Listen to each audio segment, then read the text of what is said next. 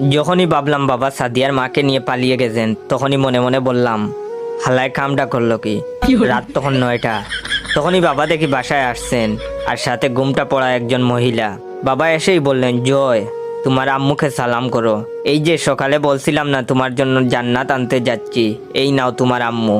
ওনার পায়ের নিচেই তোমার বেহেস। তোমার মা নাই এতদিন ধরে, তাই তুমি বেহেস থেকে বঞ্চিত ছিলে। আমি রাগে সাদিয়াকে কল দিয়ে বললাম, এই একটু আমাদের বাসায় আসো তো, তোমার মা আমাদের বাসায়। তারপর সাদিয়া আমাদের বাসায় আসলো। সব শুনে সাদিয়া আমাকে বলল, ভাইয়া।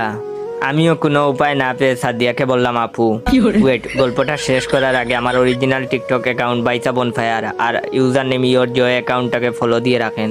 আজ থেকে সাদিয়া আর আমি ভাই বোন হয়ে গেলাম। এভাবে কয়েকদিন গেল। হঠাৎ বাবা আমাকে একদিন বললেন, জয়, তুমি কেমন জানি জান্নাত থেকে বঞ্চিত হচ্ছ, এভাবে চললে তোমাকে জাহান্নামে যেতে হবে।